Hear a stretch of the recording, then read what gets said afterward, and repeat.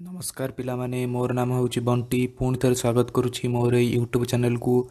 तो पिलामाने तुमे मैंने जानिछ जे यही यूट्यूब चैनल रे मु तुमको अष्टम श्रेणी इतिहास पढ़ाऊँगी। आ अष्टम श्रेणी इतिहास मु तुमको ऑलरेडी प्रथम द्वितीय एवं तृतीय अध्याय पढ़ाई सारी।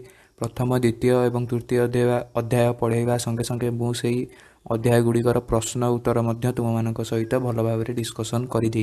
तो आज भिडियो आम पढ़ा चतुर्थ अध्याय। तो जो पिला प्रथम थर पर मोर यूट्यूब चैनल वीडियो देखुच आई भिडियोटी प्रथम देखुच मुझे कही रखे जे मोर यूट्यूब चैनल गोटे प्ले लिस्ट अच्छी जार नाम हूँ अष्टम श्रेणी इतिहास। आउ से प्ले लिस्ट रे तुम्हें जा देखिपर प्रथम अध्याय रु तृतीय अध्याय पर्यंत पढ़ाई इतिहासर विषय गुड़ी ठीक अच्छे। तो चलतु यही भिडियो आम पढ़ा चतुर्थ अध्याय। आ चतुर्थ अध्यायर नाम हूँ ब्रिटिश आर्थिक नीति और भारत रे यार प्रभाव ठीक अच्छे।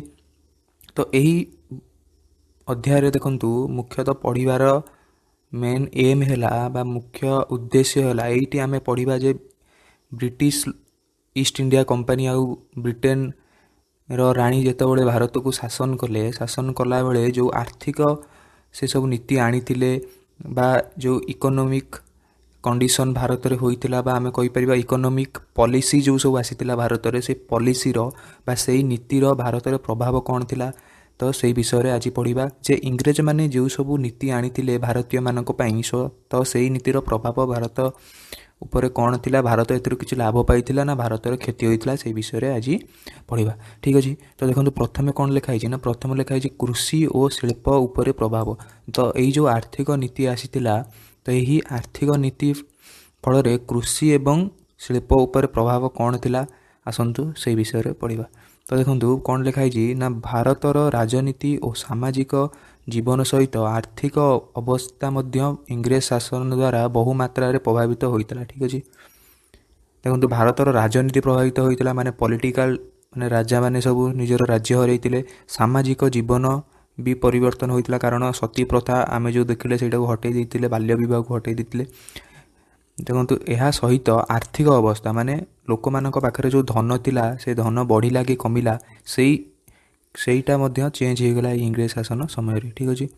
तो देखंतु तापर कोन लिखाई छी तापर लिखाई देखंतु पारंपरिक आर्थिक व्यवस्था रे ग्राम गुड़िक प्रायतः स्वावलंबी थिला। देखंतु एईटा हो सबुठ बड़ प्रॉब्लम जे पूर्वर जितेबाला इंग्रेज माने भारत को आसी नथिले सेतेबाला देखंतु ग्राम रे सब जिनस तयारी होउतला आ से माने स्वावलंबी थिले। तो वर्तमान तुमे जानिछ मोदी एबे कहउचंती कोन ना आत्मनिर्भर भारत सेल्फ रिलायंट इंडिया। तो सेई जो सेल्फ रिलायंट सेटा को कहआ जाउतला स्वावलंबी बा आत्मनिर्भर। तो सेई समय रे देखंतु इंग्रेज माने आसीबा पूर्वरु आमे स्वावलंबी थिलु। देखंतु सेई समय रु वर्तमान पर्यंत मध्य आमे स्वावलंबी नुहे। तो देखंतु गवर्नमेंट सेटा एबे ट्राई करछि जे आमे केमिति स्वावलंबी आगो को हबु। तो देखंतु इंग्रेज माने आसीबा पूर्वरु आमे स्वावलंबी थिलु। तो इंग्रेज माने आमे कहि परिया जे हमको आसी कोन ना पर ऊपर निर्भर कराइबा को बाध्य कर देई छंती। आ सेई इंग्रेज शासन बेल ठारू आमे वर्तमान पर्यंत स्वावलंबी नुहे। आमे आपण जानिथिबे हमर सबु जते सेनार जते सबु अस्त्र शस्त्र सबु आमे बाहर देश रु मगाउछु। आपण जानिथिबे राफेल विमान एबे फ्रांस रु आसुची। तो देखंतु सबु क्षेत्र रे आमे बाहर मगाउछे तो आमे स्वावलंबी नुहे ठीक अछि। तो देखंतु निजर चाहिता मते लोक खाद्य तथा अन्यान्य सामग्री उत्पादन करुथिले। तो देखंतु सेई जो स्वावलंबी थिले स्वावलंबी देखंतु सेतेबेले लोक मानकर कोन दरकार थिला आमर जंते मोबाइल फोन लैपटॉप किबा अन्य किछि सामग्री दरकार होई। देखंतु लोक मानको से सब जिंस सेतेबेले दरकार नथिला। तांको दरकार थिला खाद्य और अन्यान्य नित्य व्यवहार सामग्री जेमिति कि धर खट होई जाऊ किबा घर होई जाऊ किबा हम कहि परिबा पुस्तक हो जाऊ।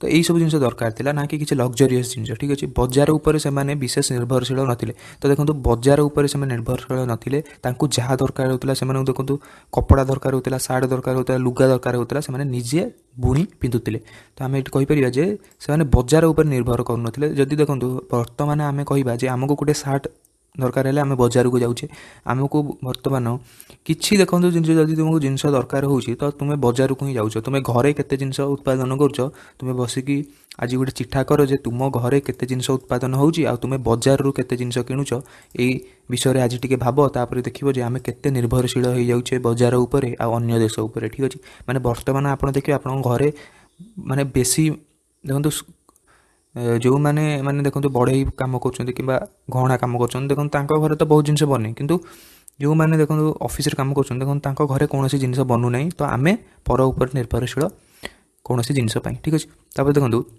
ग्रामवासी यही आर्थिक स्वावलम्बनशीलता जो देश को मध्य एक प्रकार आर्थिक स्वाधीनता मिलता। देखो जेपर्यंत तुम ग्राम स्वावलम्बी होना से पर्यंत तुम देश भी स्वावलम्बी हो पार ना। तो देखो यही कथा गांधी कही कही मृत्युवरण कले जे विलेज स्वराज माने ग्राम को आमको ऊपर को उठा हम ग्राम जमी प्रति लोक माने सशक्तिकरण हेबे आ ग्रामरू जमी प्रोडक्शन हम जहाँ कहुए कटेज इंडस्ट्री कुटीर शिल्प ठीक अच्छे। कुटीर शिल्प जदि भारत में आगू को जाए ताहले भारत आगू को एक गांधी कही कही गले किंतु आम से बुझीपारे। बर्तमान पर्यंत आप जानते ग्राम हूँ सबुठ गरीब सहर हूँ धनी किंतु गांधीजी कही जाते आमको ग्राम को धनी करने को पड़ो जहाँफल कि भारत आग को धनी हो पार। तो देखो यही कथा को आम मानिले ना बर्तमान ए पस्ताजे मोदी कही कही थकी गले जे आत्मनिर्भर भारत भारत ठीक अच्छे। तो देखो ईस्ट इंडियन कंपानी परी एक वाणिज्य संस्था द्वारा परिचालित इंग्रेज सरकार भारत में आर्थिक आत्मनिर्भरशीलता को नष्ट करदे। देखो आम जो आत्मनिर्भर थिले से आत्मनिर्भरशीलता को नष्ट कले किए ना इंग्रेज सरकार। इंग्रेज माने जो आसी आमको शासन कले सी आमको डिपेंडेंट बनईदे सी आमको निर्भरशील बनईदे अन्य मानक उपरे। तो देखो सी केमिति आमको निर्भरशील बनईदे से विषय आज ये पढ़ा। देखो फल भारत साम्राज्यवादी तथा औपनिवेशिक आर्थिक व्यवस्थार कबलित है एवं एथिपाई लोक मानकर स्वार्थ बड़ी पड़ा। माने इंग्रेज माने आसी आमको एक कॉलोनी बनईदे कॉलोनी बनवा फल कौन है ना से माने निजर फायदार आमको व्यवहार कले ना कि भारतर कौन फायदा हम से कथा से चिंता करुले। देखो भारत में पूर्वर शासन करथिबा तुर्क और मोगल मान इंग्रेज माने संपूर्ण भिन्न थे। मुझे तुमको देखो बारंबार कही पूर्वर जो शासन करुले लोक मैंने देखो दिल्ली सुल्तान जितेबाला कहीपर गुलाम वंश ठार आरंभ करी जितेबाला मुगल मान पर्यंत से भारत को निजर देश बोली भावुले। तो भारत आगू केमिति जीव से विषय से कार्य करते। देखो से तो बाहर देश आते आम जानी ठीक अच्छे से बाहर देश आसी किंतु इंग्रेज मैंने बाहर देश आसते किंतु देखो सी भारत को केवे भी निजर देश बोली भावुनथिले। किंतु यही जो तुर्क मंगोल मैंने जो आमको शासन करते इंग्रेज मानक आसवा पूर्व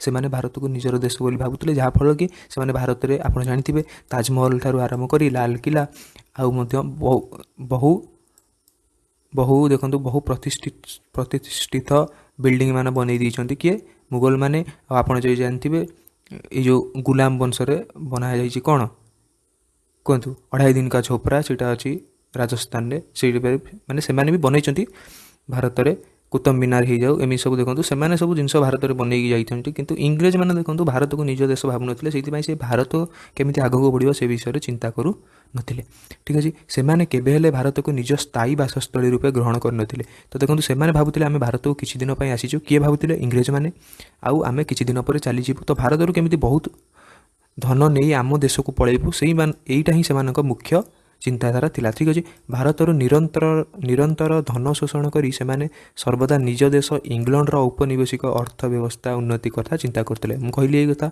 जे भारत धन नहीं से सब निज देश को केमी धनी करेंगे से कथा भावुले ठीक अच्छे। से मिलूवा उच्च वेतन विदेश को चली जाता। देखो भारत में जो इंग्रेज मैंने आसी कम करते से देखो दरमा मिलता से समय से सैलेरी मिलता। तो से जो सैलेरी कौन इंग्रेज सरकार दौले ना भारत जो कर से मैंने पाते से कर सैलेरी दिया। तो आम यहाँ कहीपर जे भारतर पैसा सी निज देश को नहीं जाते कौन कौ हिसाब से ना सैलेरी हिसाब से। देखो खजना आकार धन भारत चली जाता। तो देखो खजना जो आदाय करते भारतीय श्रमिक मान कि भारतीय कृषक मान सेगुड़ी भी से निज देश को नहीं जाते ना कि भारत में सेटा को निवेश करते ठीक अच्छे। साम्राज्य विस्तार तथा सुरक्षा से भारत में एक विशाल सैन्य बाहिनी रखा पड़ता जार मोट व्यवहार थिला भारत उपर। देखो जो सब सैन्य थे से सैन्य मान को भी दिज्व कौन दरमा दिज्व दरमा देला पेंशन भी से दि जाता। तो से जो पैसा से कौन इंग्लैंड आनी दौले ना भारत जो पैसा से कर रूपे नेउथिले श्रमिक मान से पैसा को से दौले कौ मानू ना से जो आम कहीपर जे सैन्य बाहिनी रोकवा सैन्य मान ठीक अच्छे। यह छड़ा शिल्प विप्लव आरंभ है पर सस्तार भारत कंचामाल और खाद्यशस्य आमदानी करागला और अधिक लाभ भारत में विदेशी सामग्री बिक्री है। तो यहाँ मुझे कटेज इंडस्ट्री को बा कुटीर शिल्प को केमिति इंग्रज माने भारत में बंद करदे कौ कार्य जो ना कंचा माल नहीं गले भारत आउ फिनिश गुड माने जोटा व्यवहार्य पदार्थ भारत में आनी देते भारत देखो कंचा माल आम कहीपर कपा नहीं गले आ भारत को आनीदे कौन ना डायरेक्ट सार्ट तो देखो आउ भारत में जो मझे जो लोक कम करते माने कपारू सार्ट बनाते से कार्य आउ कि रहा नहीं जहाँफल कि से कौन ना दिन मजुरिया भाव मूल्य लगे बाध्य होले ठीक अच्छे यही सब आवश्यकता को पूरण करने लगी भारतर स्वावलंबी पारंपरिक आर्थिक व्यवस्था समर्थ नथिला ठीक अच्छे फल आर्थिक व्यवस्था आमूलचूल परिवर्तन जरूरी हो पड़ा तो देखो जहाँफल कि आर्थिक चेंज करागला ठीक अच्छे कृषि व्यवस्था परिवर्तन देखो इंग्रेज अमल सरकारी खर्च वृद्धि पाइला ताकू भरण करने सकाशे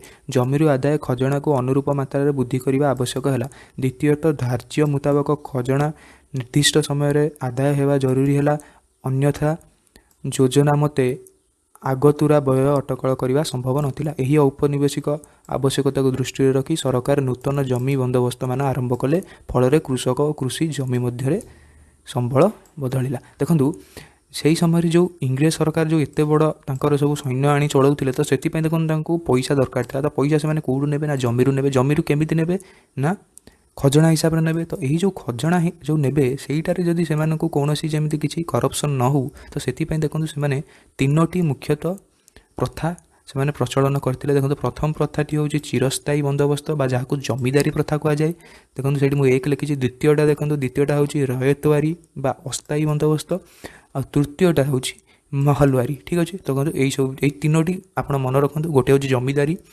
द्वितीयटी हूँ रायतवारी आ तृतीयटी हूँ महलवारी ठीक अच्छे तो देखो 1793 मसीह भारतर गवर्नर जेनेल लॉर्ड कॉर्नवालिस मन रखु लॉर्ड कॉर्नवालिस 1793 मसीह जमीदारी प्रथा को प्रचलन करते ठीक अच्छे कौटी यहाँ ना यहाँ होता बेंगल रे ठीक अच्छे बंगरे चिरस्थायी बंदोबस्त लागू करते देखो यहाँ भी तुमको मैप्रे देखीदेवी ठीक अच्छे यही बंदोबस्त अनुजाई जमी उपरे खजना स्थायी रूप से धार्य है एवं ताकू सरकार पक्षर जमीदार आदाय करिए बोली स्थिर है देखो आम जो ओडिशार पिला माने तुम जानते हो जमीदार प्रथा कौन ना कृषक ताऊपर रही जमीदार ताऊपर रही इंग्रेज ठीक अच्छे ये हूँ इंग्रेज ये हूँ जमीदार को जी लिखिदेवा ये हूँ कृषक फार्मर ठीक अच्छे एफ देखो कृषक जो प्रोड्यूस कर कृषक जहाँ अमल कर तार किसी भाग दब क्या जमीदार मानू आ जमीदार माने पैसा देवे क्या इंग्रेज मानू देखो इंग्रेज माने कौन करते ना जमीदार को किसी भूमि देगी जाते एतिकी भूमिर तुम आमको खजना आदाय करदब तो जमीदार माने मन इच्छा जिते पैसा क्या ना श्रमिक मान आदाय करते किंतु देखो ये गोटे कथा कौन है ना जमीदार मान ये खुशी रही पार ना कारण जमीदार मानू जी से जमीदार आदाय करते कृषक मान तो सही परिमाण में भी दबाक पड़ता क्या इंग्रेज मान तो जमीदार मान अवस्था भी यही समय खराब हो जाता किंतु आम जानी तुम जो जाच जे मुगल मान समय जमीदार मान अवस्था बहुत भल था कारण से जी आदाय करते तार अल्प भाग दौले मुगल सम्राट को किंतु ये जमीदार मैंने जिते आदाय करते तार आम कह 90% बा 90% दे दौले इंग्रेज मान आज जो 10% से निजर ये जो आदायर मूल्य भाव रखुले जमीदार मैंने तो आम ये देखले जमीदार मैंने खुशी ना कि कृषक मैंने कि दिन मजुरिया बा पिजांट मैंने खुशी ना देखो धार्य मते एक निर्दिष्ट तिथि ता पूर्वर जदि जमीदार खजना को सरकारी तहबिल जमा न करेंगे सूर्यास्त आईन बल में जमीदारी उच्छेद हो बोली नियम था देखो जदि गोटे जमीदार ठीक समय कर दे पारनी क्या इंग्रेज मानू सी कौन ना निजर जमीदारी हरइब कौन पाई ना अन्य सब जो जमीदार थे से जमीदार को यही देखो ये जो पुराना जमीदार जी दे पारानी खजना तो देखो जी खजना दे पारानी तार जमी ताठर चली आउ जड़े नुआ जमीदार को दिज्व तो देखो नियम कड़ाकड़ी भाव पालित होबारु अनेक जमीदारी उच्छेद है से स्थान में नुआ जमीदार मैंने निजुक्ति पाइले देखो श्रमिक मैंने तो अच्छा माने कृषक मैंने अलग अच्छा कि ये जो जमीदार मैंने तो जार अंडर कौन ना पुराए जमी था सी जदि कर न दे पारा से जमीदार को हटा दिज्व आउ जड़े नुआ जमीदार आसी से जमी कृषक मान कह चाष करने आउ जदि कृषक मैंने चाष कर सारे कर आदाय कर इंग्रेज मान को दब आ सी जदि फेल मिल आउ जड़े जमीदार को बसईदे ठीक अच्छे पुणी अनेक जमीदार उच्छेद भय समय पूरा आगु प्रजा मान पाखु खजना असुल कले खजना देवाई प्रजा हुए तो अधिक सुधरे गाँ महाजन ठार ऋण नेले अथवा खजना दे न पारी ଜମିହୀନ ହେଲେ। ପୁଣି ଅନେକ ସମୟରେ ଋଣ ଓ ସୁଧ ପରିମାଣ ଅତ୍ୟଧିକ ହେବାରୁ ତାର ଜମି ବାଜ୍ୟାପ୍ତ ହେଲା, ଅର୍ଥାତ୍ ଏଣିକି ଜମି କ୍ରୟ ବିକ୍ରୟ ହେଲା ଏବଂ ପ୍ରକୃତ ପ୍ରଜା ଜମିହୀନ ହେବାକୁ ବାଧ୍ୟ ହେଲେ। ଦେଖନ୍ତୁ, ଯେହେତୁ ଜମିଦାରମାନଙ୍କୁ ଅଧିକା ପଇସା ଦେବାକୁ ଅଛି ଆଉ ଠିକ୍ ସମୟରେ ଦେବାକୁ ଅଛି, ତ ଜମିଦାରମାନେ କ'ଣ ନା ଅମଳ ପୂର୍ବରୁ ଲୋକମାନଙ୍କଠାରୁ କର ଆଦାୟ କଲେ। ତ ଯାହାଫଳରେ କ'ଣ ହେଲା ନା ଶ୍ରମିକମାନେ ଯିଏ, ଦେଖନ୍ତୁ ତୁମର ସିନା ଧାନ ଅମଳ ହେଲେ ତୁମେ ସେ ଧାନଟାକୁ ବିକି ପଇସା ଦେବ ଯେଉଁ ଜମିଦାରକୁ, କିନ୍ତୁ ତୁମର ଯଦି ଧାନ ଅମଳ ହେଇନି ତ ତୁମେ କ'ଣ ପଇସା ଦେବ? ତ ତୁମେ ଆଣିବ କ'ଣ ନା ଧାର, ଋଣ ଆଣିବ। ଋଣ ଆଣିବ କାହାଠାରୁ? ନା ମହାଜନଙ୍କ ଠାରୁ। ତ ମହାଜନଙ୍କ ଠାରୁ ଋଣ ଆଣି ତୁମେ ପ୍ରଥମେ ଜମିଦାରଙ୍କୁ ଦେବ, ଆଉ ଜମିଦାର ତାକୁ ଠିକ୍ ସମୟରେ କାହାକୁ ଦେବେ? ଇଂରେଜମାନଙ୍କୁ। ଦେଖନ୍ତୁ, ଯଦି ତୁମର ଧାନ ଫସଲ ନଷ୍ଟ ହୋଇଗଲା କିମ୍ବା ବାତ୍ୟା ଆସିଗଲା କିମ୍ବା ବନ୍ୟା ଆସିଗଲା, ତ ତୁମର କ'ଣ ହେଲା ନା ତୁମର ଯେଉଁ ଋଣ ଆଣିଥିବ ସେଇ ଋଣ ଆଉ ସୁଝି ପାରିବ ନାହିଁ। ଯାହାଫଳରେ କ'ଣ ହେବ ନା ତୁମ ଅଣ୍ଡରରେ ଯେଉଁ ଜମି ଥିବ ସେ ଜମିଟା ଜମିଦାର ହାତକୁ ଯିବ। ତ ଏହା ଫଳରେ କ'ଣ ହେଲା ନା ଓଡ଼ିଶାର ଆଉ ଭାରତର ଯେତେ ସବୁ କୃଷକ ଥିଲେ ସେମାନେ କ'ଣ ହେଲା ନା ସେମାନେ ନିଜର ଜମି ହରାଇଲେ। କ'ଣ ପାଇଁ? ନା ଏଇ ଯେଉଁ ଅଧିକ ପରିମାଣରେ ଯେଉଁ ଖଜଣା ଦେବାକୁ ଥିଲା ସେ ଦେଇପାରିଲେ ନାହିଁ, ବା ଆମେ କହିପାରିବା ତାଙ୍କର ଯେଉଁ ଅମଳ ଥିଲା ସେଇ ଅମଳ ଠାରୁ ଅଧିକ ଯେଉଁ ତାଙ୍କୁ କର ଦେବାକୁ ପଡ଼ିଲା। ସେଥିପାଇଁ ସେମାନେ କ'ଣ ନା ଋଣରେ ଯେଉଁ ଋଣ ଆଣି ସେ ଋଣ ସୁଝି ପାରିଲେନି, ଯାହାଫଳରେ କ'ଣ ହେଲା ଜମି ଗୁଡ଼ିକୁ ସେମାନେ ହରାଇଲେ। ତ ଏଇ ଦେଖନ୍ତୁ, ଏଇ ସମୟରେ କ'ଣ ଜମି ହେଇଗଲା କ୍ରୟ ବିକ୍ରୟର ଗୋଟିଏ ପଦାର୍ଥ। ଠିକ୍ ଅଛି। ତ ଦେଖନ୍ତୁ, ତାପରେ ପଢ଼ିବା ରୟତୱାରୀ। ତ ଏଇଟା କେମିତି ଅଲଗା ଥିଲା ଜମିଦାର ଠାରୁ ସେଇ ବିଷୟରେ ଆମେ ପଢ଼ିବା, ବା ଯାହାକୁ କୁହାଯାଏ ଅସ୍ଥାୟୀ ବନ୍ଦୋବସ୍ତ। ତ ଦେଖନ୍ତୁ, ସିଏ କେଉଁଠି ଥିଲା ନା ସିଏ ଥିଲା ବଙ୍ଗ ବା ବେଙ୍ଗଲ, ଓଡ଼ିଶା, ବିହାର ଆଉ ଆସାମ, ଏଇସବୁ ଅଞ୍ଚଳରେ ଥିଲା। କେଉଁ ପ୍ରଥା ନା ଜମିଦାରୀ ପ୍ରଥା। କିନ୍ତୁ ଦେଖନ୍ତୁ, ମାଡ୍ରାସ ଓ ବମ୍ବେ, ତ ବର୍ତ୍ତମାନର ଚେନ୍ନାଇ, ମୁମ୍ବାଇ, ତ ଏହି ଅଞ୍ଚଳରେ କ'ଣ ନା ସରକାର ସାର୍ ଥମାସ ମୁନରୋ, ତାକୁ କିଏ କରିଥିଲେ? କର୍ଣ୍ଣୱାଲିସ୍, ଆକୁ କିଏ କରିଛନ୍ତି? ମୁନରୋ। ଠିକ୍ ଅଛି। ଦ୍ୱାରା ପ୍ରସ୍ତୁତ ରୟତୱାରୀ ବନ୍ଦୋବସ୍ତ ଆରମ୍ଭ କଲେ। ତ ଦେଖନ୍ତୁ, ଏ ବ୍ୟବସ୍ଥାଟି କ'ଣ ଥିଲା? ସେଥିରେ ଥିଲେ ଜମିଦାର, ତଳେ ଥିଲେ କୃଷକ। କିନ୍ତୁ ଦେଖନ୍ତୁ, ଏଥିରେ ରୟତ ବା ପ୍ରଜା, ତ ଏଥିରେ ଡାଇରେକ୍ଟ କୃଷକମାନଙ୍କ ଠାରୁ ବା ପ୍ରଜାମାନଙ୍କ ଠାରୁ ଆଦାୟ କଲେ କର କିଏ? ନା ଇଂରେଜମାନେ। ଦେଖନ୍ତୁ, ଏଥିରେ ରୟତ ବା ପ୍ରଜା ପ୍ରତ୍ୟକ୍ଷ ଭାବେ ସରକାରୀ ତହବିଲରେ ଖଜଣା ଜମା କଲେ। ଏହି ବନ୍ଦୋବସ୍ତରେ ପ୍ରତି 20 ବା 30 ବର୍ଷରେ ଖଜଣା ସ୍ଥିର ହେବ ବୋଲି ନିୟମ ରହିଲା। ଜମିଦାର ନଥିଲେ ସୁଦ୍ଧା ନିଜେ ସରକାର ଜମିଦାର ପରି କଡ଼ାକଡ଼ି ଭାବେ ନିର୍ଦ୍ଦିଷ୍ଟ ଦିନ ପୂର୍ବରୁ ଖଜଣା ଅସୁଲ କଲେ। ତେଣୁ ବଙ୍ଗ ପରି ଏଠାରେ ମଧ୍ୟ ପ୍ରଜା ଅଧିକ ସୁଧରେ ଋଣ କରି ଖଜଣା ଜମା କରିବାକୁ ବାଧ୍ୟ ହେଉଥିଲେ ଏବଂ ସେହି ପ୍ରକ୍ରିୟାରେ ମହାଜନର ଋଣ ଜାଲରେ ପଡ଼ୁଥିଲେ। ଏପରିକି ସେମାନଙ୍କୁ ଜମି ହରାଇବାକୁ ମଧ୍ୟ ପଡ଼ୁଥିଲା। ତ ଦେଖନ୍ତୁ, ସେଇଠି କିଏ ନା କୃଷକ ଥିଲେ। ଦେଖନ୍ତୁ, ଏଇଠି ଥିଲା ଫାର୍ମର। ଠିକ୍ ଅଛି। କୃଷକଙ୍କ ଉପରେ ଥିଲେ ଜମିଦାରମାନଙ୍କ ଉପରେ ଥିଲେ ଇଂରେଜ। କିନ୍ତୁ ଏଇଠି ଦେଖନ୍ତୁ, ଏଇ ଯେଉଁ ରାୟତୱାରୀ ସିଷ୍ଟମରେ ଏଇଠି ଅଛନ୍ତି ଖାଲି ଇଂରେଜ, ତା ତଳେ ଅଛନ୍ତି ଫାର୍ମର୍ସ। ତ ଦେଖନ୍ତୁ, ଇଂରେଜମାନେ ଡାଇରେକ୍ଟ ନେଲେ ପଇସା କାହାଠାରୁ ନା କୃଷକମାନଙ୍କ ଠାରୁ କର ହିସାବରେ। ତ ଆଉ ଏଇଠି ଆଉ ଜମିଦାରମାନଙ୍କର କୌଣସି ସ୍ଥାନ ନଥିଲା। ଆଉ ଏଇଠି ମଧ୍ୟ ଲୋକମାନେ ଜମି ହରାଇଲେ କ'ଣ ପାଇଁ ନା ଅଧିକା କର ଦେବାକୁ ପଡ଼ୁଥିଲା। ତ ଦେଖନ୍ତୁ, ତୁମେ ଜାଣିଛ କି କ'ଣ ଲେଖା ହେଇଛି? ସର୍ ଥୋମାସ ମୁନରୋ ରାୟତୱାରୀ ଜମିଦାର ବ୍ୟବସ୍ଥାର ପ୍ରବର୍ତ୍ତକ ଥିଲେ। 1820ରେ ସେ ମାଦ୍ରାସ ପ୍ରେସିଡେନ୍ସିର ଗଭର୍ଣ୍ଣର ଥିଲେ। ତାଙ୍କ ମତ ଥିଲା ଯେ ସରକାର ଯଦି ପ୍ରଜା ସାଙ୍ଗରେ ଜମି ଜମା ବନ୍ଦୋବସ୍ତ କରନ୍ତି, ତେବେ ସରକାରଙ୍କ ଅଧିକ ଖଜଣା ବା ଜମି କର ଅସୁଲ କରିପାରିବେ। ଦେଖନ୍ତୁ, ଏଇଟା କେମିତି ଅଲଗା ଥିଲା ସେଇ ଯେଉଁ ଜମିଦାରୀ ପ୍ରଥାରୁ? କାରଣ ଦେଖନ୍ତୁ, ଜମିଦାରୀ ପ୍ରଥାରେ ତ ଜମିଦାରକୁ ବି କିଛି ପଇସା ଦେବାକୁ ପଡ଼ୁଥିଲା। କାହିଁକିନା ଜମିଦାର ଯେଉଁ ଆଦାୟ କରୁଛି କୃଷକମାନଙ୍କ ଠାରୁ, ତ ଜମିଦାର ବି ତା'ର ପାରିଶ୍ରମିକ ନେବ। କିନ୍ତୁ ଦେଖନ୍ତୁ, ଏଇ ଯେଉଁ ରାୟତୱାରୀ ବା ଅସ୍ଥାୟୀ ବ୍ୟବସ୍ଥାରେ କ'ଣ ହେଲା ନା ଜମିଦାର ନଥିଲେ, ତ ଜମିଦାରଙ୍କୁ ଯେଉଁ ପଇସା ଦେବାକୁ ପଡ଼ୁଥିଲା ଏକ୍ସଟ୍ରା ସରକାରଙ୍କୁ, ଇଂରେଜ ସରକାରଙ୍କୁ, ତ ସେଇ ଜମିଦାରଙ୍କୁ କୌଣସି ପଇସା ଦେବାକୁ ପଡ଼ିଲାନି। ଡାଇରେକ୍ଟ ଇଂରେଜ ସରକାର କାହାଠୁ ଆଦାୟ କଲେ ପଇସା? ନା ଜନତାମାନଙ୍କ ଠାରୁ।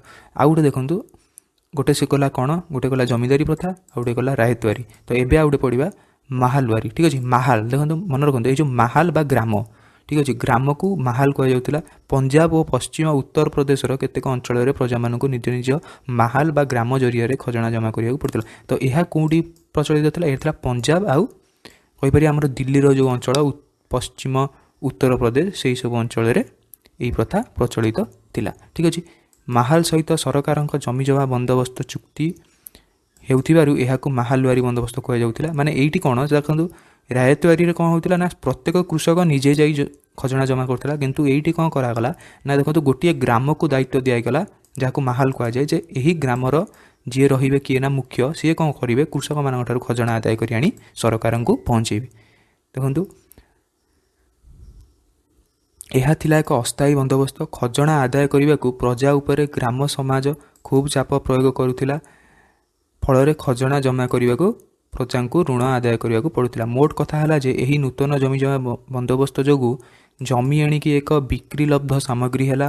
ଖଜଣା ଦେଇ ନପାରି ଅଥବା ଖଜଣା ଦେବା ସକାଶେ କରିଥିବା ଋଣ ଓ ସୁଧ ପରିଶୋଧ କରି ନପାରି ପ୍ରଜାମାନେ ଜମିହୀନ ହେଲେ। ଠିକ୍ ଅଛି। ଅନ୍ୟ ପକ୍ଷରେ ସାହୁକାର ଓ ମହାଜନମାନେ ଜମିର ମାଲିକାନା ନିଜ ନାଁରେ କରିନେଲେ। ଏହି ନୂଆ ଜମି ମାଲିକମାନେ ପ୍ରତ୍ୟକ୍ଷ ଭାବେ କୃଷି କରୁନଥିଲେ। ଅନ୍ୟ ପକ୍ଷରେ ଭାଗ ଚାଷ କରୁଥିବା ଜମିହୀନ ପ୍ରଜା ଦାରିଦ୍ର୍ୟ ଯୋଗୁଁ କୃଷିର ଉନ୍ନତି କରିପାରିଲେ ନାହିଁ। ଏହିପରି ଭାବେ କୃଷି ଓ କୃଷକର ଆର୍ଥିକ ଅବସ୍ଥା ଦିନକୁ ଦିନ ଶୋଚନୀୟ ହେବାକୁ ଲାଗିଲା। ଦେଖନ୍ତୁ ଏଇଠି କ'ଣ ହେଲା ନା, ଦେଖନ୍ତୁ କୃଷକମାନେ ଜମି ହରାଇଲେ। କୃଷକମାନଙ୍କ ପାଖରେ ଯେଉଁ ଜମି ଥିଲା ସେ ଜମି ହରାଇଲେ। ଆଉ ସେ ଜମି କାହାଙ୍କ ଅଧୀନକୁ ଗଲା ନା ସାହୁକାର ଆଉ ଜମିଦାର ବା ମହାଜନମାନଙ୍କ ପାଖକୁ। କାହିଁକିନା ତୁମେ ତାଙ୍କଠାରୁ କର ଆଣିଥିଲ, ଆଉ କର ନ ଆଣିପାରିଲେ ସେମାନେ ତୁମର ଜମି କର ନ ଫେରାଇ ପାରିଲେ ସେମାନେ ତୁମର ଜମି ନେଇଯାଉଥିଲେ। କିଏ ନା ସାହୁକାର ଆଉ ମହାଜନମାନେ, ଯେଉଁମାନେ କର ତୁମକୁ ଦେଉଥିଲେ। ଠିକ୍ ଅଛି। ଦେଖନ୍ତୁ କୃଷକଙ୍କ ପାଖରେ ଜମି ରହିଲା ନାହିଁ। ଜମି ରହିଲା କାହାଙ୍କ ପାଖରେ? ଏହି ମହାଜନ ଆଉ ସାହୁକାରଙ୍କ ପାଖରେ। ଯେହେତୁ କୃଷକଙ୍କ ପାଖରେ ଜମି ରହିଲାନି ତ କୃଷି କାର୍ଯ୍ୟରେ ଏଇ ଯେଉଁ ସାହୁକାର ଆଉ ମହାଜନ ଏତେ ମନ ଲଗାଇ ପାରିଲେନି। ଯାହାଫଳରେ କ'ଣ ନା କୃଷି ଜାତୀୟ ପଦାର୍ଥ ଯେଉଁ ସବୁ ଉତ୍ପାଦନ କରୁଥିଲେ କୃଷକମାନେ, ତ ସେଇ ସବୁ ପଦାର୍ଥର ପରିମାଣ ଦିନକୁ ଦିନ ଘଟିବାକୁ ଲାଗିଲା। ବା ଚାଷ କାମରେ ଯେଉଁ ଚାଷର କ୍ୱାଲିଟି ଆଉ ରହିଲା ନାହିଁ। ଆଉ ଦେଖନ୍ତୁ ଏଇ ଯେଉଁ କୃଷକମାନେ ଯେଉଁମାନଙ୍କ ପାଖରେ ଜମି ନଥିଲା ସେମାନେ କ'ଣ ନା ଫୋର୍ସ ମଜୁରୀ ବା ଦିନ ମଜୁରିଆ ଭାବେ କାର୍ଯ୍ୟ କରିବାକୁ ବାଧ୍ୟ ହେଲେ। କାରଣ ଯାହା ପାଖରେ ଜମି ନାହିଁ ସେ ତ ଚାଷ କରିପାରିବେନି। ତ ତା'ର ଆମଦାନୀ ବା ତା'ର ପଇସା ଆସିବ କେଉଁଠୁ ନା କେବଳ ଗୋଟିଏ କାମରୁ, କ'ଣ ନା ସେଇଟା ମଜୁରୀ ବା ପାରିଶ୍ରମିକରୁ। ତ ଦେଖନ୍ତୁ ଯାହାଫଳରେ କ'ଣ ହେଲା ନା ଗୋଟିଏ ଏମିତି ସମାଜରେ ଗୋଟିଏ ଏମିତି ବର୍ଗ ସୃଷ୍ଟି ହେଲା ଯାହାକି ସମ୍ପୂର୍ଣ୍ଣ ଭାବେ ନିର୍ଭରଶୀଳ ହୋଇ ରହିଲା କାହାଙ୍କ ଉପରେ? ମହାଜନମାନଙ୍କ ଉପରେ, ଜମିଦାରମାନଙ୍କ ଉପରେ ଆଉ ଇଂରେଜମାନଙ୍କ ଉପରେ। ତ ଦେଖନ୍ତୁ ଯଦି ଜମି କାହାଠାରୁ ଛଡ଼େଇ ନିଆଯାଉଛି ତ ତାହାର ଆୟର ଗୋଟିଏ ମୁଖ୍ୟ ସ୍ରୋତ ହେବ କେବଳ ପାରିଶ୍ରମିକ ବା ମୂଲ ଲାଗିବା ବା ଦିନ ମଜୁରିଆ ଭାବେ କାର୍ଯ୍ୟ କରିବା। ତ ଠିକ୍ ଅଛି। ତ ଦେଖନ୍ତୁ ଏହିପରି ଭାବେ କ'ଣ ନା ଇଂରେଜମାନେ ଭାରତରୁ କେମିତି ଲୋକମାନଙ୍କଠାରୁ ଜମି ଛଡ଼େଇ ନେଇଗଲେ ଆଉ ସେମାନଙ୍କୁ ବାଧ୍ୟ କଲେ ଯେ କମ୍ ଦରରେ ମାନେ କମ୍ ପାରିଶ୍ରମିକରେ ମୂଲ ମଜୁରୀ ଲାଗି ଇଂରେଜମାନଙ୍କ ପାଇଁ କାମ କରିବା ପାଇଁ। ଠିକ୍ ଅଛି। ତାପରେ ଦେଖନ୍ତୁ କୁଟୀର ଶିଳ୍ପ। ଦେଖନ୍ତୁ ସବୁମାନେ ତ ଖାଲି ଚାଷ କରୁନଥିଲେ, କୁଟୀର ଶିଳ୍ପରେ ବି ଲୋକମାନେ କାର୍ଯ୍ୟ କରୁଥିଲେ। ବା ଯାହାକୁ ଆମେ କ'ଣ ନା ଯେଉଁ ଆମେ କହିପାରିବା ବୁଣାବୁଣି କାମ କିମ୍ବା କାଠ କାମ, ତ ଏଇଟା ଥିଲା କ'ଣ ନା କୁଟୀର ଶିଳ୍ପ। ଠିକ୍ ଅଛି। ଅଷ୍ଟାଦଶ ଶତାବ୍ଦୀ ପର୍ଯ୍ୟନ୍ତ ହସ୍ତଶିଳ୍ପ ଓ କାରିଗରୀ ପାଇଁ ଭାରତର ବିଶ୍ୱରେ ପ୍ରସିଦ୍ଧି ରହିଥିଲା। ତ ଏଇଠି କ'ଣ କୁହାଯାଉଛି ନା ଏଇ ଯେଉଁ ଅଷ୍ଟାଦଶ ଶତାବ୍ଦୀ ବା ଆମେ କହିପାରିବା ଅଷ୍ଟାଦଶ ଶତାବ୍ଦୀ ମାନେ କେତେ ମୁଁ କହିଥିଲି ନା 1701ରୁ 1800। ଠିକ୍ ଅଛି। 1701ରୁ 1800 ମସିହା ମଧ୍ୟରେ ଦେଖନ୍ତୁ ଭାରତର କାରିଗରମାନେ ବହୁତ ପ୍ରସିଦ୍ଧ ଥିଲେ ପୁରା ବିଶ୍ୱରେ। ଠିକ୍ ଅଛି। ହସ୍ତଶିଳ୍ପରୁ ପ୍ରସ୍ତୁତ ଗହଣା, ଟସର ଲୁଗା, ପଶମ ବସ୍ତ୍ର ଆଦି ସୌଖିନ ଓ ବିଶାଳ ସାମଗ୍ରୀ ବିଦେଶକୁ ମଧ୍ୟ ରପ୍ତାନି ହେଉଥିଲା। ଲକ୍ଷ ଲକ୍ଷ କାରିଗର ଏଥିରେ ନିଯୁକ୍ତି ପାଉଥିଲେ। ଏହି କାରିଗରମାନେ ମଧ୍ୟ କ୍ଷୁଦ୍ର ଚାଷୀ ଥିଲେ। କୃଷି ଓ କାରିଗରୀ ଉପରେ ଭରସା କରି ସେମାନେ ଆତ୍ମନିର୍ଭରଶୀଳ ଥିଲେ। ଗୋଆ, ସୁରଟ, ଢାକା, ବାରାଣାସୀ, ଚିତ୍ତାଗଞ୍ଜ ଓ ଲାହୋର ଆଦି ସହର ହସ୍ତଶିଳ୍ପର ମୁଖ୍ୟ କେନ୍ଦ୍ର ଥିଲା। ଦେଖନ୍ତୁ ହସ୍ତଶିଳ୍ପରେ ଲୋକମାନେ କାର୍ଯ୍ୟ କରୁଥିଲେ ଆଉ ସେମାନେ ଭଲ ପଇସା ରୋଜଗାର କରୁଥିଲେ। କିନ୍ତୁ ଦେଖନ୍ତୁ ଏଇ ହସ୍ତଶିଳ୍ପକୁ କେମିତି ଭାରତରେ କମଜୋର କରାଗଲା ବା ଇଂରେଜମାନେ କେମିତି ଏଇ ଯେଉଁ ହସ୍ତଶିଳ୍ପ ଥିଲା ବା କୁଟୀର ଶିଳ୍ପ ଥିଲା ଆକୁ କେମିତି ଇଂରେଜମାନେ ଭାରତରୁ ହଟେଇଲେ। ଠିକ୍ ଅଛି। ଦେଖନ୍ତୁ 19ଶ ଶତାବ୍ଦୀରେ ଇଂଲଣ୍ଡରେ ଶିଳ୍ପ ବିପ୍ଳବ ହେଲା। ଆମେ ଜାଣିଛେ 1800 ମସିହା ପରଠାରୁ ଇଂଲଣ୍ଡରେ କ'ଣ ହେଲା ନା ଇଣ୍ଡଷ୍ଟ୍ରିଆଲ ରିଭଲ୍ୟୁସନ୍ ବା ଶିଳ୍ପ ବିପ୍ଳବ। ତ ଏହାର ଅର୍ଥ ହେଉଛି କ'ଣ ନା ଇଂଲଣ୍ଡରେ ମେସିନ୍ ଦ୍ୱାରା ବହୁତ ଜିନିଷ ତିଆରି ହେଲା। ତ ମେସିନ୍ର ୟୁଜ୍ ହେଲା ଅଧିକା କେଉଁଠି ନା ଇଂଲଣ୍ଡରେ। ତ ଯାହାଫଳରେ କ'ଣ ହେଲା ପରେ ଦେଖନ୍ତୁ ଭାରତକୁ କଳ ତିଆରି ଲୁଗା ଓ ଅନ୍ୟାନ୍ୟ ମେସିନ୍ ପ୍ରସ୍ତୁତ ବିଦେଶୀ ସାମଗ୍ରୀ ଶସ୍ତାରେ କିଣିବାକୁ ମିଳିଲା। ତ ଦେଖନ୍ତୁ ସେଇଠି କ'ଣ ନା ସେ ମେସିନ୍ରେ ତିଆରି କରିଦେଉଥିଲେ ଜିନିଷ କେଉଁଠି ଇଂଲଣ୍ଡରେ, ଆଉ ସେଇ ଜିନିଷକୁ ଆଣି ଭାରତରେ ବିକୁଥିଲେ କିଏ ଇଂରେଜମାନେ ବହୁତ କମ୍ ଦାମରେ। ତ ଭାରତୀୟ ଲୋକମାନେ ଦେଖନ୍ତୁ କମ୍ ଦାମରେ ଯେମିତି ବର୍ତ୍ତମାନରୁ ଯଦି ତୁମକୁ ଉଦାହରଣ ଦିଏ ଦେଖନ୍ତୁ ଚାଇନା ଜିନିଷ କ'ଣ ନା ବହୁତ କମ୍ ଦାମରେ ମିଳୁଛି। ତ ଭାରତୀୟମାନେ କିଣୁଛନ୍ତି। ତ ସେଇ ସମୟରେ କ'ଣ ନା ଇଂଲଣ୍ଡର ଜିନିଷ ବହୁତ କମ୍ ଦାମରେ ମିଳୁଥିଲା। କମ୍ ଦାମରେ କ'ଣ ପାଇଁ ମିଳୁଥିଲା ନା ସେଗୁଡ଼ିକୁ କେଉଁଠି ପ୍ରସ୍ତୁତ କରାଯାଉଥିଲା ମେସିନ୍ରେ। ତ ମେସିନ୍ରେ ଯେହେତୁ ପ୍ରସ୍ତୁତ କରାଯାଉଥିଲା ସେଗୁଡ଼ିକ ପାରିଶ୍ରମିକ କମ୍ ଲାଗୁଥିଲା। ତ ସେଇଟା କମ୍ ରେଟ୍ରେ ବିକ୍ରି ହେଉଥିଲା। ଦେଖନ୍ତୁ ନିଜ ଶିଳ୍ପର ବିକାଶ ପାଇଁ ଇଂରେଜ ସରକାର ମଧ୍ୟ ବିଦେଶୀ ସାମଗ୍ରୀର ଆମଦାନୀ ଉପରେ ବାଣିଜ୍ୟ ଶୁଳ୍କ ଛାଡ଼ କରିଦେଇଥିଲେ। ତ ଏଇଟା ବୁଝାଏ ଯେ ବିଦେଶୀମାନେ ଯେଉଁ ଇଂରେଜମାନେ ଆସି ଭାରତରେ ଶାସନ କରୁଥିଲେ ସିଏ ଇମ୍ପୋର୍ଟ ଡ୍ୟୁଟି କମେଇ ଦେଇଥିଲେ ବା ଯେଉଁ ଜିନିଷ ଇଂଲଣ୍ଡରୁ ଆସି ଭାରତରେ ବିକ୍ରି କରାଯାଉଥିଲା ସେଇଥିରେ ଆଉ କିଛି ଡ୍ୟୁଟି ଲାଗୁନଥିଲେ ବା ସେଇଥିରେ କୌଣସି ସେମାନେ କିଛି ଋଣ ଯେଉଁ ସୁଧ ନେଉନଥିଲେ ବା ଆମେ କହିପାରିବା କିଛି ସେଇଥିରେ ମାନେ ସେମାନଙ୍କ କିଛି ଅଂଶ ବି ନେଉନଥିଲେ। ଠିକ୍ ଅଛି। ପୁଣି ପାଶ୍ଚାତ୍ୟ ସଂସ୍କୃତିର ପ୍ରଭାବରେ ଲୋକ ପାରିବାରିକ ହସ୍ତଶିଳ୍ପ ପ୍ରସ୍ତୁତ ସ୍ୱଦେଶୀ ବସ୍ତୁକୁ ନାପସନ୍ଦ କଲେ। ଦେଖନ୍ତୁ ଏଇଟା ହେଉଛି ଗୋଟେ ବହୁତ ବଡ଼ ପ୍ରୋବ୍ଲେମ୍ ଯେ ସେହି ସମୟର ଲୋକମାନେ କ'ଣ କଲେ ନା ନିଜର ଯେଉଁ ଲୋକମାନେ ଯେଉଁ ତିଆରି କରୁଛନ୍ତି ବା ଗାଁରେ ଯେଉଁ ବସ୍ତ୍ର ତିଆରି ହେଉଛି ସେଇ ବସ୍ତ୍ରକୁ ନ ପିନ୍ଧି ଯେଉଁ ବାହାର ଦେଶରୁ ଯେଉଁ ବସ୍ତ୍ର ହେଉଛି ଯେଉଁଟାକି ଶସ୍ତାରେ ମିଳୁଛି ସେଇଆକୁ ପିନ୍ଧିବାକୁ ଆରମ୍ଭ କଲେ କିଏ ନା ଇଂରେଜମାନେ। ତ ଦେଖନ୍ତୁ ବର୍ତ୍ତମାନ ବି ଆମେ ଦେଖନ୍ତୁ ବର୍ତ୍ତମାନ ଭାରତରେ ଆମେ କ'ଣ ଲୁଙ୍ଗି ବା ଧୋତି ପିନ୍ଧୁଛେ କି? ଲୁଙ୍ଗି ଧୋତି ଆମେ ଭାରତରେ ପିନ୍ଧୁନେ। କ'ଣ ପାଇଁ ପିନ୍ଧୁନେ ନା ଏଇଟା ଭାରତୀୟ ଟ୍ରେଡ଼ିସନ୍ ବା ଭାରତୀୟ ଲୋକମାନେ ଏଇଟାକୁ ତିଆରି କରୁଛନ୍ତି ବା ଭାରତୀୟ ଲୋକମାନେ ଏଇଟା ବର୍ଷ ଧରି ପିନ୍ଧି ଆସୁଛନ୍ତି। କିନ୍ତୁ ତୁମକୁ ଯଦି କୁହାଯିବ ଗୋଟେ କୋଟ୍, ଗୋଟେ ବ୍ଲେଜର୍, ଗୋଟେ ପ୍ୟାଣ୍ଟ, ଗୋଟେ ସାର୍ଟ, ଗୋଟେ ଟ୍ରାଉଜର ଏମିତି ସବୁ ଜିନିଷ ତୁମକୁ ଏଇଟାକୁ ପିନ୍ଧିବାକୁ ଭଲ ଲାଗୁଛି। କାରଣ ଏଇଟା ଦେଖନ୍ତୁ ଏଇଟା ଆମର କେବେ ବି ବସ୍ତ୍ର ନୁହେଁ। ଆମ ଭାରତୀୟମାନଙ୍କର ବସ୍ତ୍ର ଏଇ କୋଟ୍ ପ୍ୟାଣ୍ଟ ନୁହେଁ। ଆମର ଭାରତୀୟମାନଙ୍କର ବସ୍ତ୍ର ହେଉଛି ଲୁଙ୍ଗି, ଧୋତି, ପଞ୍ଜାବୀ ଡ୍ରେସ୍ କିମ୍ବା ଆମେ କହିପାରିବା କୁର୍ତ୍ତା ଏଇସବୁ। କିନ୍ତୁ ଆମେ ବର୍ତ୍ତମାନ କେଉଁ ଜିନିଷ ପିନ୍ଧିବାକୁ ବେଶୀ ଇଚ୍ଛୁକ? ଇଂରେଜମାନଙ୍କ ଜିନିଷ, ସାର୍ଟ, କୋଟ୍, ପ୍ୟାଣ୍ଟ, କ୍ୟାପ୍ ଏଇସବୁ। ତ ଦେଖନ୍ତୁ ଏଇଟା ହେଉଛି ଇଂରେଜମାନଙ୍କର ବଡ଼ପଣ ଯେ ସେମାନେ ଆମ ମନ ଭିତରେ ଏମିତି ଗୋଟେ ଭାବ ପ୍ରକାଶ କରିଦେଇଛନ୍ତି ଯେ ବର୍ତ୍ତମାନ ପର୍ଯ୍ୟନ୍ତ ବି ଆମେ ଭାବୁଛେ ସେମାନଙ୍କର ଜିନିଷ ଆମ ଜିନିଷଠାରୁ ଭଲ। ତ ଦେଖନ୍ତୁ ଯେଉଁ ପିଲାମାନେ ଏଇ କଥାକୁ ଟିକେ ସିରିୟସଲି ନେବେ ମୁଁ ସେମାନଙ୍କୁ କହିବି ଯେ ଦେଖ ବସିକି ଭାବ ଯେ ଭାରତୀୟ କଣ୍ଡିସନ୍ ଭାରତରେ ଯେଉଁ ପ୍ରକାର ଗରମ ହେଉଛି ସେଇ ଗରମରେ କ'ଣ ଜଣେ ଲୋକ କୋଟ୍ ପିନ୍ଧି ବାହାରେ ବୁଲିପାରିବ? ନା। ଯଦି ଭାରତରେ କୌଣସି ଲୋକ କୋଟ୍ ପିନ୍ଧି ରହୁଛି, କୋଟ୍ ବା ବୁଟ୍ ପିନ୍ଧି ରହୁଛି, ସିଏ କ'ଣ ସବୁବେଳେ ଏସି ରୁମ୍ରେ ବସିବ। କାରଣ କୋଟ୍ ପିନ୍ଧି ତୁମେ ଭାରତରେ ଏଇ ଯେଉଁ 40 ଡିଗ୍ରୀ ଟେମ୍ପରେଚରରେ ତୁମେ ରହିପାରିବନି। ଠିକ୍ ଅଛି। କିନ୍ତୁ ଭାରତୀୟମାନେ ଲୁଙ୍ଗି କିମ୍ବା ଧୋତି ପିନ୍ଧିବେନି। କ'ଣ ପାଇଁ ନା ସେମାନଙ୍କୁ ଲାଜ ଲାଗିବ। ଠିକ୍ ଅଛି। କିନ୍ତୁ ହସ୍ତଶିଳ୍ପର ଅଧପତନ ଯୋଗୁଁ କାରିଗରମାନେ କୃଷି ଉପରେ ନିର୍ଭର କଲେ ଯଦିଓ କୃଷି ଖୁବ୍ ଅନୁନ୍ନତ ଅବସ୍ଥାରେ ରହିଥିଲା। ଦେଖନ୍ତୁ ଯେହେତୁ ହସ୍ତଶିଳ୍ପ ତଳକୁ ଖସିବାକୁ ଲାଗିଲା ତ ଲୋକମାନେ କୃଷି ଉପରେ ପୁଣି ଥରେ ନିର୍ଭର କଲେ। ଆଉ କୃଷିରେ ଦେଖନ୍ତୁ ଜମି ବି ନଥିଲା ସେମାନଙ୍କ ପାଖରେ। କାରଣ ଏଇ ଯେଉଁ 3ଟା ବନ୍ଦୋବସ୍ତ ଥିଲା କ'ଣ ଜମିଦାରୀ, ରାୟତୱାରୀ ଆଉ ମାଲୱାରୀରେ ଲୋକମାନଙ୍କ ଜମି ହରାଇ ଦେଇଥିଲେ। ଦେଖନ୍ତୁ ଅନେକ କାରିଗର ପୁଣି ଦିନ ମଜୁରିଆ ଭାବେ ଦିନ କଟାଇଲେ। ମୁଁ କହିଲି କ'ଣ ନା ଯେଉଁମାନେ ଜମି ହରାଇଲେ ସେମାନେ ହେଲେ ଦିନ ମଜୁରିଆ। ଠିକ୍ ଅଛି। ଏହି କାରଣରୁ ଦେଶରେ ଦାରିଦ୍ର୍ୟ ବୃଦ୍ଧି ପାଇଲା ଓ ଆର୍ଥିକ ସ୍ଥିତି ଶୋଚନୀୟ ହେଲା। ଦୁର୍ଭିକ୍ଷରେ ଲକ୍ଷ ଲକ୍ଷ ଲୋକ ପୋକ ମାଛି ଭଳି ଅନାହାରରେ ମଲେ। ଏହା ପଛରେ ବଡ଼ କାରଣ ଥିଲା ଦାରିଦ୍ର୍ୟ। ଠିକ୍ ଅଛି। 1866 ମସିହାରେ କେଉଁ ଦୁର୍ଭିକ୍ଷ ହୋଇଥିଲା? ନଅଙ୍କ ଦୁର୍ଭିକ୍ଷ। ଓଡ଼ିଶାରେ 10 ଲକ୍ଷରୁ ଅଧିକ ଲୋକ ମରିବାର ଅନୁମାନ କରାଯାଏ। ଦେଖନ୍ତୁ ଇତିହାସ ତୁମେମାନେ ଭାବୁଥିବ ଇତିହାସ ପଢ଼ି ଲାଭ କ'ଣ? ଇତିହାସ ପଢ଼ି ତୁମକୁ ଏଇଟା ଜଣାପଡ଼ିବ ଯେ ଦେଖନ୍ତୁ 1866 ମସିହାରେ ଓଡ଼ିଶାର ଲୋକମାନେ କିପରି ଦିଶୁଥିଲେ ଦେଖୁଛନ୍ତି। ଆଉ ଦେଖନ୍ତୁ 10 ଲକ୍ଷରୁ ଆମର ଓଡ଼ିଶାର ଲୋକ ମରିଥିଲେ 10 ଲକ୍ଷରୁ ଅଧିକା। ମନେ ରଖନ୍ତୁ 10 ଲକ୍ଷରୁ ଅଧିକା, ଯେଉଁଟାକି ସେହି ସମୟର ଓଡ଼ିଶାର ପପୁଲେସନ୍ ମାନେ ସମୁଦାୟ ଲୋକ ସଂଖ୍ୟା ଥିଲା 30 ଲକ୍ଷ। ଆଉ ସେ 30 ଲକ୍ଷରୁ 10 ଲକ୍ଷ ଲୋକ ମରିଯାଇଥିଲେ। ତ ଏଇଟା ଦର୍ଶାଏ ଯେ ଇଂରେଜମାନେ କେମିତି ଭାରତକୁ ଶୋଷଣ କରିଥିଲେ ଆଉ ଭାରତରେ କେଉଁ ଭଳି ଅବସ୍ଥା ସେମାନେ କରିଦେଇଥିଲେ ଯେ ଯାହାଫଳରେ କି ଗୋଟିଏ ଆସିଲା ଦୁର୍ଭିକ୍ଷ ଆଉ ସେଇ ଦୁର୍ଭିକ୍ଷରେ 10 ଲକ୍ଷ ଲୋକ ମରିଗଲେ। ଆଉ ଦେଖନ୍ତୁ ଲୋକମାନଙ୍କର ଅବସ୍ଥା ଏଇଭଳି ଥିଲା। ଏଇମାନେ ଥିଲେ ସେହି ସମୟର ଓଡ଼ିଶାର ବାସୀ। ତ ଦେଖନ୍ତୁ ଆମକୁ ଏଇଟାକୁ କେବେ ବି ଭୁଲିଯିବାନି ଯେ ଓଡ଼ିଶା କେତେ ସହିଛି। ଆଉ ଓଡ଼ିଶା ବର୍ତ୍ତମାନ ବି ଦେଖନ୍ତୁ ଭାରତରେ ଓଡ଼ିଶାକୁ ବହୁତ ଗୋଟେ ମାନେ ପଛ ଶ୍ରେଣୀର ରାଜ୍ୟ ରୂପେ ଗଣାଯାଉଛି। ତ ଆମମାନଙ୍କର କର୍ତ୍ତବ୍ୟ ହେଉଛି ଓଡ଼ିଆମାନଙ୍କର ଯେ ଓଡ଼ିଶାକୁ କେମିତି ଆମକୁ ଆଗକୁ ନେବା। ଠିକ୍ ଅଛି। ତ ତୁମେ କୌଣସି ରାଜନୈତିକ ଦଳକୁ ସପୋର୍ଟ କରିକି ନ କର, କିନ୍ତୁ ତୁମ ମନ ଭିତରେ ଏଇଟା ସବୁବେଳେ ରହିବା ଦରକାର ଯେ ଯେମିତି ଆମେ ଭାରତ ମାତା କି ଜୟ କହୁଛେ ସେଇଭଳିଆ ବନ୍ଦେ ଉତ୍କଳ ଜନନୀ କହିଲା ବେଳେ ବି ଆମ ମନରେ ସେଇଭଳି ଗର୍ବ ଅନୁଭବ କରିବା କଥା।